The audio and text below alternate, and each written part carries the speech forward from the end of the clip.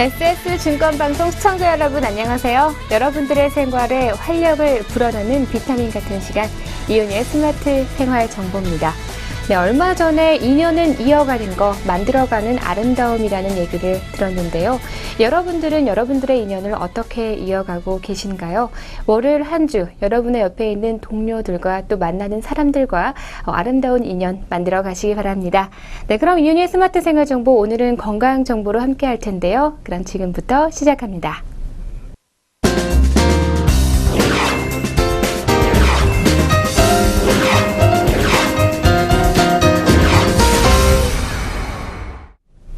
첫 소식으로는요, 콜레스테롤에 관한 오해와 진실에 대해서 이야기해 드리도록 하겠습니다. 콜레스테롤 수치는 낮을수록 좋다.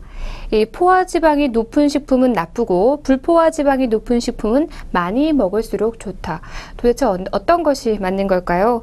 바로 오해라고 할 수가 있을 텐데요. 이 콜레스테롤과 건강한 식생활에 대한 편협한 믿음은요, 마음의 위안이 될 뿐 건강에는 크게 도움이 되지 않는다고 합니다. 콜레스테롤 수치가 높습니다. 고지혈증 수준입니다. 혈관 속에 지방이 많으면 동맥경화, 심장질환이나 중풍의 위험 발생이 높아집니다. 약 처방을 받는 편이 좋을 듯합니다. 건강검진을 받을 때마다 콜레스테롤 수치가 높은 편이라는 이야기를 들으시는 분들 많으실 텐데요. 약 처방까지 받으라니 실은 나는 믿을 수가 없다라고 하시는 분들 많을 겁니다. 한 달 후에 다시 피검사를 받아도 결과는 마찬가지입니다. 술, 담배도 안 하고 비만도 아니고 고기도 안 먹고 또 좋아하지도 않습니다. 백미 대신 현미 잡곡을 챙겨 먹는데 도대체 뭐가 문제인지 잘 모르겠다는 거죠. 만약 그게 사실이라면 유전적인 요인일 가능성이 높다고 하는데요. 특별한 이유 없이 유전적 요인에 의해서 다른 사람보다 간에서 콜레스테롤 합성이 늘어나 발생하기도 한다고 합니다. 1만 명 중에 25명이 유전적으로 아주 높은 혈중 콜레스테롤 수치를 가지고 있다는 것입니다. 네, 그리고 콜레스테롤은 악마가 아니다라는 것인데요. 이 콜레스테롤은 우리 몸에서 꼭 필요한 성분이라는 것이죠. 그렇기 때문에 콜레스테롤 수치가 낮을수록 좋다는 생각도 잘못된 것이라고 합니다. 왜 그런 것일까요? 콜레스테롤은 세포막의 필수 성분이라고 하는 건데요. 바로 온도 변화로부터 세포를 안정시키고 뇌, 척수, 말초신경계 같은 신경계막의 중요한 성분이라고 할 수 있습니다. 호르몬의 전구 물질이며 칼슘의 체내 이용과 뼈 형성에 필요한 비타민 D의 전구체라고 합니다. LDL을 나쁜 콜레스테롤, HDL을 좋은 콜레스테롤이라고 부르지만 사실상 둘 다 필요하다는 것이죠. 네, 그렇다면 무엇이 문제가 되는 걸까요? 이러한 주장들이 콜레스테롤 수치가 정상 수준을 벗어나도 좋다라는 그런 의미는 아닙니다. 과도해진 혈중 콜레스테롤은요, 혈관 안에 침착돼서 동맥경화, 그리고 심장병, 심근경색과 같은 심혈관 질환을 일으킬 수 있습니다. 낮은 건 더 문제가 된다고 합니다. 가장 강조하고 싶은 부분은요, 콜레스테롤 조절을 위한 우리의 태도인데요. 대부분 콜레스테롤에 좋다는 음식, 나쁘다는 음식 때문에 콜레스테롤의 수치가 좌지우지된다고 믿는 경우들이 많습니다.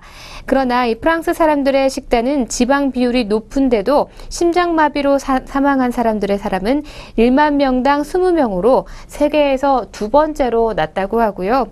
일본이 1만 명당 10명으로 심장마비 사망률이 제일 낮은데 이들이 지방 소비량이 아주 적다고 합니다. 결국 다른 인자들이 작용하고 있다는 그런 얘기가 되죠.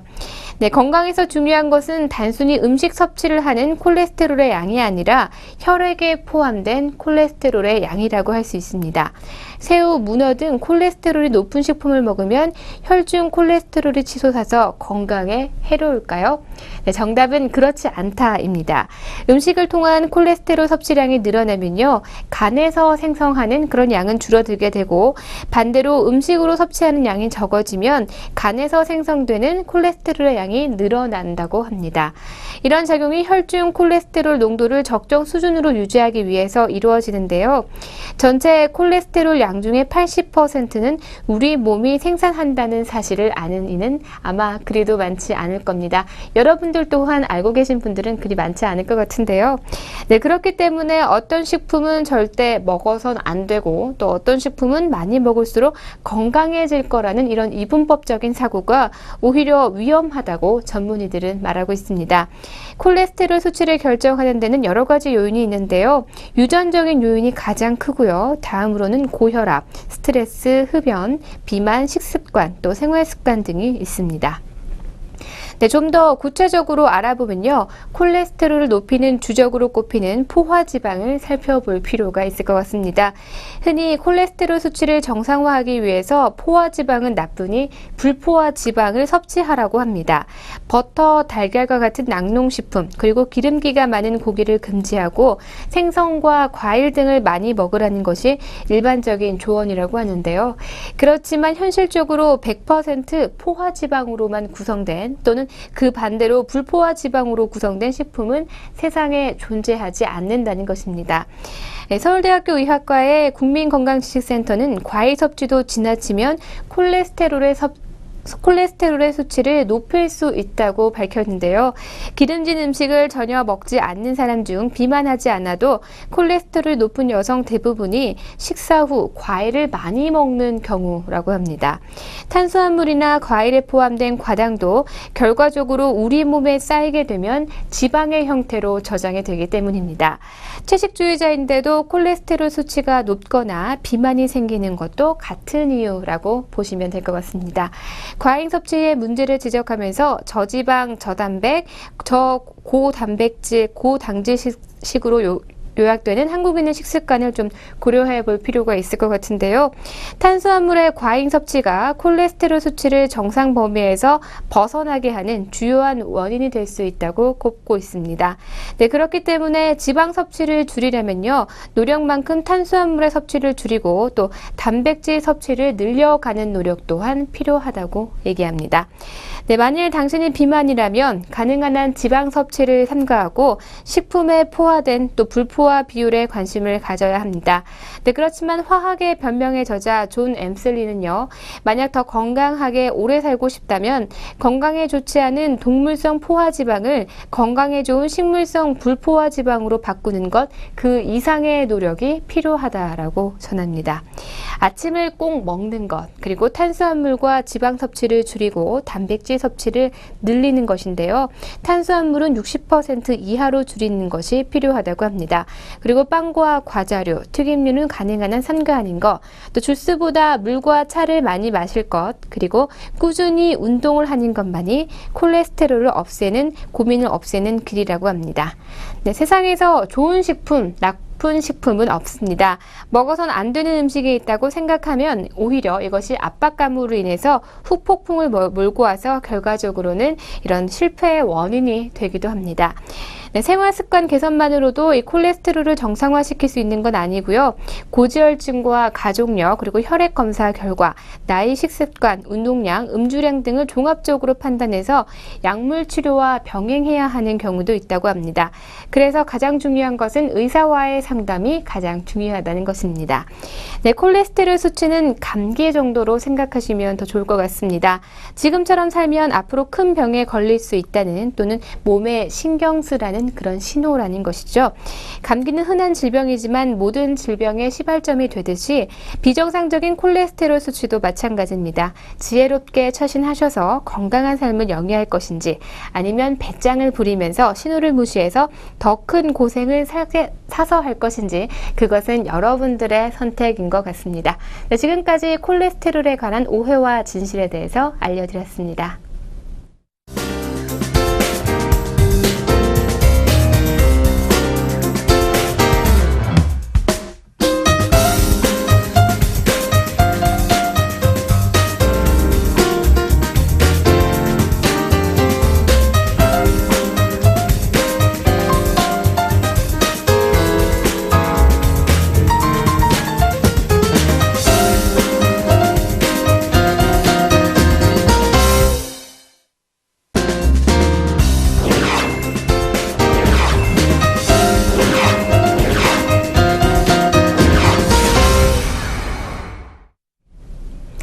화장실을 보면 그 집의 수준이 보인다라고 얘기합니다.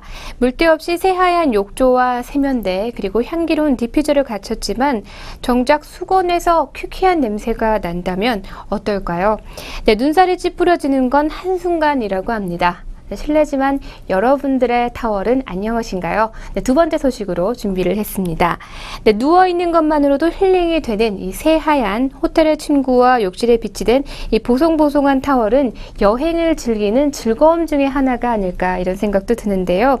그 포근하고 보드라운 감촉에 자꾸만 이렇게 얼굴을 비비고 싶게 만들기 때문이죠. 네, 모든 집에는 이런 타월이 없었던 것은 아마도 아닐 겁니다. 여행 갈 때마다 하나 둘씩 사모은 이 소니아 리키엘의 스트라이프 패턴, 또 테두리를 따라 잔잔한 꽃 자수가 놓인 로라 애슐리, 새로 낸 뉴트럴 톤의 존 루이스 등등 이 욕실 찬장을 반짝반짝 빛내주던 이런 아리따운 타월들이 있었을 겁니다. 하지만 그 흔적을 어느새 찾아볼 수 없게 됐을 텐데요. 빨래통에 젖은 타월을 산처럼 쌓아뒀다가 일주일에 한 번 몰아서 돌리고 좋은 냄새가 난다는 이유로 섬유 유연제를 아낌없이 투하했던 여러분들의 결과는 어떠신가요? 네, 오래된 나무 껍데기처럼 거칠고 뻣뻣해진 타월들을 사실 걸레라고 해도 믿을 정도로 정말 초라하고 볼품없어지기도 합니다. 세안 후에 피부에 제일 먼저 닿는 것은 아마 타월이죠. 우리는 그걸 간과한 지 좀 오래가 되지 않았을까 이런 생각도 드는데요. 따지고 보면 화장솜은 조금 비싸더라도 100% 순면 위주로 고르시지만 정작 세면 타월에는 한없이 너그러운 것이 사실이라는 겁니다. 더 무서운 것은 이렇게 못생긴 타월들은 보기에도 좋지 않지만 피부에도 적신호라는 것이죠. 네, 건강한 피부라면 문제될 게 없어요. 하지만 얼굴에 작은 상처가 났다거나 건선 또는 아토피 피부 등의 정상 기능이 무너진 상태라면 오염된 타월을 통해서 균이 피부에 달라붙게 된다는 것입니다. 자, 이쯤 되면 우리 집 타월에 대한 중간 점검, 선택이 아닌 필수가 될 것 같은데요. 그래서 이 타월 관리에 꼭 필요한 특급 비법 10가지를 여러분들에게 공개해 드리도록 하겠습니다. 네, 40수 이상을 선택하라 인데요. 호텔에서 사용하는 타월의 대부분은 40수 이상의 100% 면 소재로 이루어진다고 합니다. 여기서 수란 원단을 만들 때 사용하는 실의 굵기인데요. 일반적으로 가정에서 사용하는 타월은 20에서 30수인 것을 감안하면 최대 2배 이상의 차이가 난다고 합니다. 덕분에 여러 번 사용하고 세탁해도 흡수력과 촉감이 떨어지지 않는다고 한 호텔 객실관리팀의 대리는 설명하고 있습니다. 네, 그리고 구입과 동시에 세탁하는 것이 좋습니다. 타월 제조사들은요, 제품 출고 시 직전에 실리콘 가공이나 또는 특수한 섬유 유연제를 사용하게 되는데요. 백화점 리빙 코너 진열대에 올라와 있는 타월들은 당장 사용하고 싶을 정도로 부드럽고 매끈해 보이는 것은 바로 이런 이유에 있다고 합니다. 하지만 이런 눈속임용 코팅 처리들로 인해서 타월의 1차적인 기능인 수분 흡수력을 방해하고요. 또 민감성 피부의 경우에는 트러블 유발이 의심되니까요. 타월 구입 후에는 반드시 세탁을 하시는 것이 좋습니다. 네, 그리고 세 번째는요, 세탁 전에 꼼꼼하게 분류하는 것인데요. 검정 옷과 흰 옷, 그리고 속옷과 양말, 옷의 유형, 컬러, 소재에 따라서 분리해서 보통 세탁하시죠. 타월 역시 마찬가지입니다. 타월의 색상과 소재에 따라서 세탁의 방법은 달라지는 것인데요. 컬러가 진한 타월은 물 빠짐이 우려되기 때문에 가벼운 손빨래 후에 혼합 세탁을 권장하고요. 필요에 따라서 색상 보호제 세제를 사용하는 것도 한 가지의 방법입니다. 그리고 뜨거운 물에 세탁 시에는 면 섬유가 손상이 되니까요. 온도는 40도 이하에서 울코스로 한번 돌리고 헹굼은 2회 정도 추가하는 것이 바람직하다고 합니다. 네, 다음은 세제는 최소화하라는 것인데요. 세제를 많이 넣으면 넣을수록 좋다. 네, 물론 아닙니다. 타월을 오래 쓰고 싶다면 제발 이 세제 사용에 인색해지셔야 할 것 같습니다. 세제 회사들이 권장하고 싶은 1회 사용량의 절반 정도면 충분한데요. 초벌 세탁이 끝나고 재벌 세탁 시 한 컵 반의 분량의 식초를 넣어주면요. 잔류 세제를 없애는데 큰 도움을 줍니다. W 서울 워커의 스타일팀 매니저의 추천 세제는요. 독일 생활용품의 전문 브랜드 henkel사의 퍼실 제품이라는 말도 해주셨습니다. 네, 다음에는 한 번에 몰아서 세탁하는 것을 금지한다인데요. 세탁 시에는 타월이 물에 푹 잠길 정도로 해야 세탁의 효과가 크고요. 마찰에 의해서 잔털과 보풀이 세탁물에 달라붙는 현상을 막을 수 있다고 합니다. 타월 전문 회사들이 권하는 타월 1회 세탁량은 샤워 타월 기준 최대 3장이라고 하는데요. 세면 타월의 경우 6장 정도 들어갑니다. 뭐든 급하게 할수록 실수가 잦은 법이죠. 타월의 바람직한 세탁 주기는 3, 4일에 한 번인 만큼 미리 여분을 준비해두고 타월을 오래 해두는 것이 타월을 오래 사용할 수 있는 소소한 비법이라고 할 수가 있습니다. 다음 섬유 유연제는 피하는 것이 좋다고 하는데요. 섬유 유연제의 사용은 타월의 흡수력을 저하시키는 주범이라고 합니다. 실을 구성하는 섬유가 가닥가닥 마찰력을 감소시키기 때문에 잔털과 보풀의 발생이 높이기 때문인데요. 일본 황실에 납품되는 최고급 타월 브랜드 호토만이 섬유 유연제와 드럼 세탁기 사용을 절대 금하는 데는 다 그런 이유가 있다는 것입니다. 그리고 탈수 후에 꺼낼 때는요, 탁탁 털어서 넣으시는 것이 가장 좋다고 합니다. 일명 타월지로 불리는 테리 직물을 자세히 들여다보면요, 모양이 고리 모양의 루프로 이루어져 있는 것을 아실 겁니다. 세탁기에서 꺼낸 후에는 자세히 들여다보면 그 부분들이 엉켜있기 마련인데요. 제때 풀어주지 않으면 수분 흡수력이 당연히 떨어집니다. 집에서 손쉽게 할 수 있는 엉킴 방지를 위한 방법으로는 의외로 간단한데요. 세탁기에서 꺼낼 때 탁탁 털어주는 것입니다. 네, 한 가지 더 얘기해드리면요. 테리 소재 타월은 다림질 사용은 절대 금물입니다. 왜냐하면 이 고리 모양이 눌려서 흡수력을 떨어뜨리기 때문이죠. 네, 다음은 빨래통에 던지기 전에 말리라는 것인데요. 이게 도대체 무슨 얘기일까요? 빨래통에 넣기만 하면 그만인 줄 알았는데 안 그렇습니다. 지금 당장 세탁기에 넣지 않을 거면요. 일단 젖은 수건을 말려서 넣는 것이 좋다고 합니다.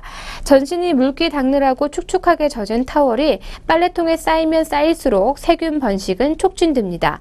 빨래 건조대에 이제 막 세탁을 끝마친 옷가지들만 넣으라는 법이 있나요? 네, 젖은 타월도 바싹 말린 후에 빨래통에 모아두는 것이 좋다고 합니다. 네, 건조기를 사용할 때는 시원한 바람을 사용하는 것이 또 좋다고 합니다. 모발 손상을 최소화하려면 드라이어를 사용할 때 드라이어 사용을 최소화하거나 자연 건조 바람을 말리라고 하죠. 타월 또한 마찬가지입니다. 뜨거운 바람으로 머리를 말리면 모발 손상이 촉진되는 것처럼 타월 또한 건조기에 넣어서 말리면 섬유 조직의 손상을 앞당기는데요. 건조기를 사용할 때는 가급적 시원한 바람으로 테두리에 장식이 있는 타월이라면 더더욱 그렇습니다. 뜨거운 바람에 테두리가 오그라들 수 있다는 거 유의하셔야 할 것 같습니다. 네, 다음 10번째입니다. 예쁜 타월은 장식용으로 비치하시는 것이 좋습니다. 자수, 리본, 레이스 등 장식이 돋보이는 이 디자인 타월은요. 아무리 조심스럽게 세탁을 해도 떨어지거나 해질 위험이 크기 때문이죠. 디자인 타월은 장식용으로 사용하되 세탁 횟수 또한 제한하는 것이 좋습니다. 주방용 타월은 테리 소재보다는 리넨 소재를 추천드리고요. 또 얇고 가벼운 데다 다림질에도 변형될 염려가 없기 때문입니다. 네, 이렇게 해서 여러분들의 타월을 아끼는 10가지의 방법에 대해서 알려드렸습니다.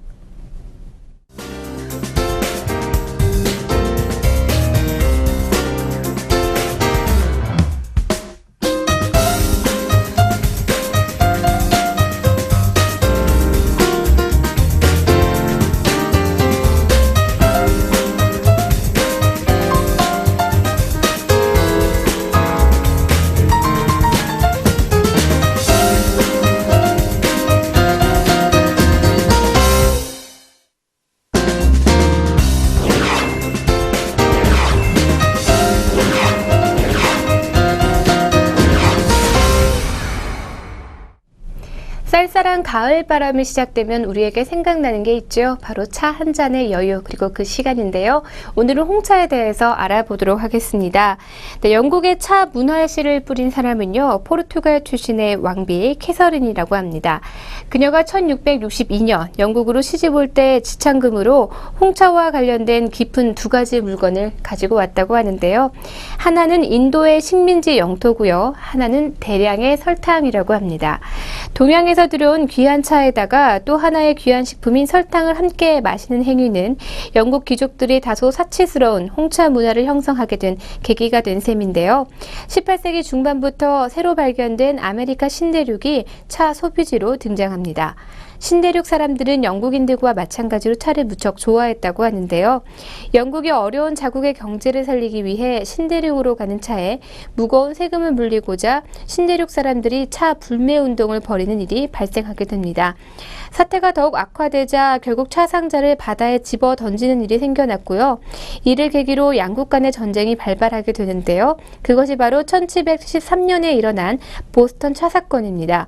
신대륙 사람들은 이 전쟁을 계기로 급기야 미국의 독립선언을 하기에 이르게 되죠. 19세기 중엽에는요, 미국과 영국 범선들이 중국 푸젠성에서 런던으로 차에 싣고 가던 경쟁이 연례 행사가 되기 시작합니다. 중국과 차 무역을 하는 데 있어서 영국인들의 심기를 불편하게 한 것은 차 대금으로 엄청난 돈이 영국에서 중국으로 흘러들어가게 된 것이죠. 결국 영국은 인도에 아편을 싸게 재배해서 중국에 몰래 팔아서 차 무역으로 인해 빚어진 재정 적자를 메우기 시작하는데요. 그러자 중국 정부는 아편을 금지했고 영국은 아편을 팔기 위해 아편 전쟁을 일으키게 됩니다. 전쟁에서 승리한 영국은 1870년까지 차의 대부분을 중국에서 수입을 했고요. 양도 엄청났지만 그 무역으로 생긴 이윤도 엄청났다고 합니다. 네, 여유가 생기자 영국은 다른 나라에서 차를 만들 궁리를 하게 됩니다. 그래서 바로 낙전된 곳이 인도고요. 실론섬은 원래 커피가 많이 나는 곳이었지만 1869년 이후에 병충해로 커피 농장이 전멸하게 됐고 그 이후 인도 아삼 지역의 차나무로 옮겨와서 심었다고 합니다. 그래서 그것이 바로 실론티가 됐죠. 네, 홍차는 카멜리아 시넨시스라는 차나무에서 채취된 그런 찻잎을 발효해서 만든 차입니다. 하지만 발효나 제자 과정에서 수많은 종류로 나뉘게 되는데요. 발효할수록 녹차, 백차, 그리고 황차, 청차, 홍차, 흑차 등 전혀 다른 풍미를 가진 차가 됩니다. 각기 다른 방식으로 제조가 되다 보니까요. 브랜드마다 홍차 맛이 신기할 정도로 천차만별이라고 합니다.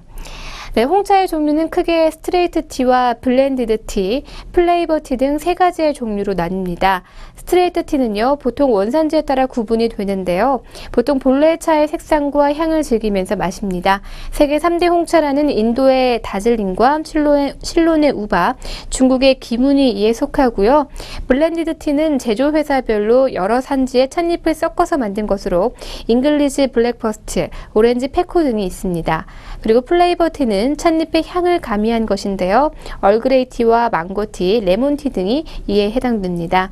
고산지대에서 나는 다즐링과 함께 인도산이지만 고온다습한 기후에서 자라고 향이 강한 아쌈티는 주로 밀크티를 마시는 데 이용이 된다고 하죠. 네, 홍차를 마시는 데는 도구가 필요합니다. 처음부터 다구를 모두 다 갖추고 홍차를 즐기는 것은 쉽지 않을 텐데요. 필요한 다구를 모두 다 갖추려면 홍차를 마시기도 전에 또 질려버릴 수 있다는 점입니다. 네, 집에서 흔히 머그컵에 간편한 티백 홍차를 즐겨도 그만인데요. 단 홍차를 좀 더 다양하게 즐기고 싶다면 기본 도구를 갖추는 것도 좋다고 합니다. 네, 첫 번째는 스트레이너입니다. 다 우려낸 찻잎을 걸러내는 거름망과도 같은 그런 도구인데요. 티폿에 우려낸 차를 찻잔에 따를 때 찻잎에 딸려 들어가는 것을 방지해 줍니다. 구멍이 작고 촘촘한 것이 자잘한 찻잎까지도 잘 걸러준다고 합니다. 네, 그리고 그 다음은 티 메이저인데요.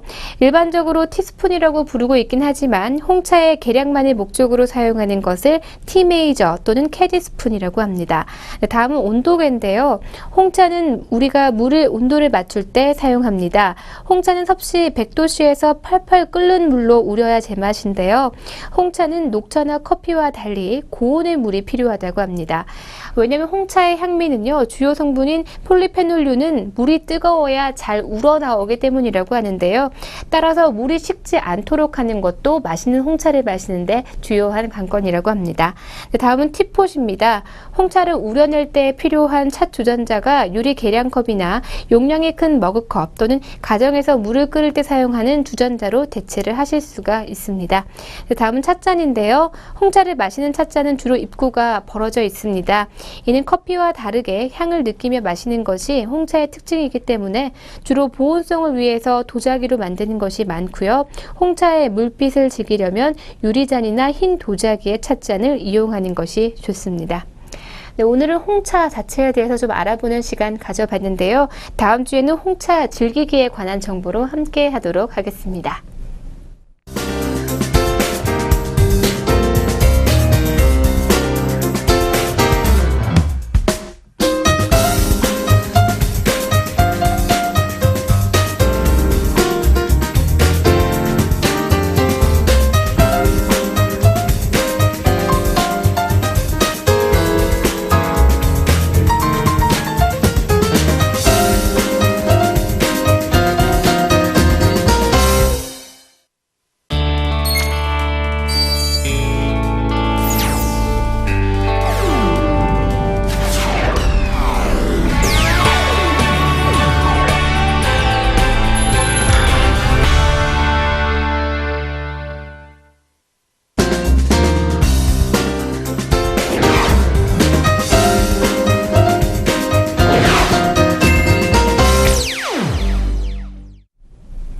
오늘의 스톡 시간입니다. 계속해서 여러분들에게 건강 관련된 정보 알려드리고 있는데요. 주식을 좋아하고 또 관심 있어 하는 여러분들에게 관련 종목도 하나 알려드려야겠죠.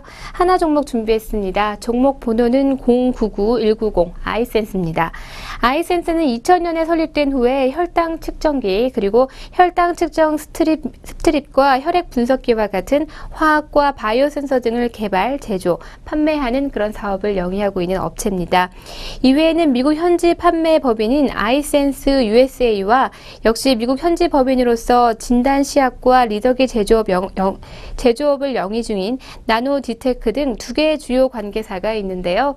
주요 사업 부문은 자가 혈당 측정기 시장은 4대 메이저사가 세계 시장의 88.5%를 차지한 가운데 동사는 약 0.53%를 점유하고 있다고 합니다. 자가 혈당 측정기의 시장의 중심은 노령화 그리고 당뇨병 환자가 급증하면서 매출이 증가하고 있습니다. 네, 지금까지 오늘의 관련 스톡으로 아이센스에 대해서 알려드렸습니다.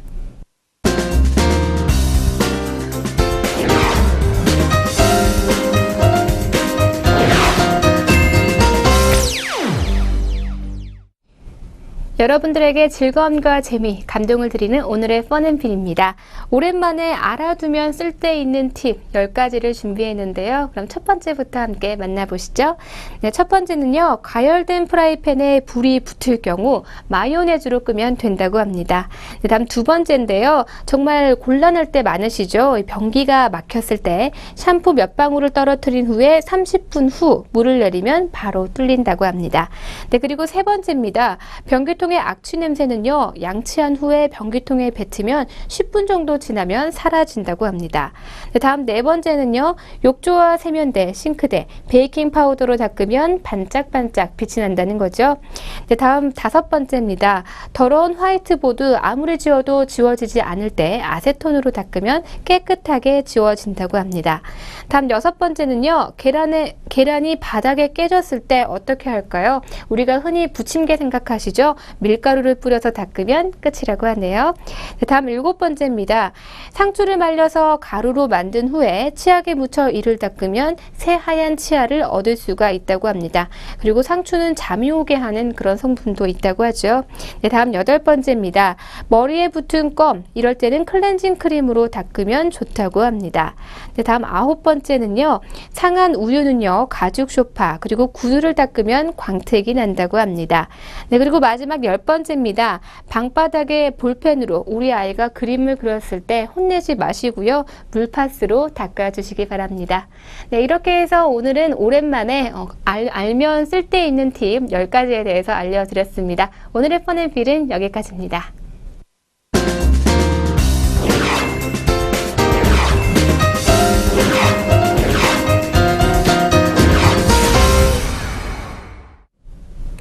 오늘 함께한 시간 어떠셨나요? 벌써 이렇게 10월 마지막 주가 시작이 됐습니다.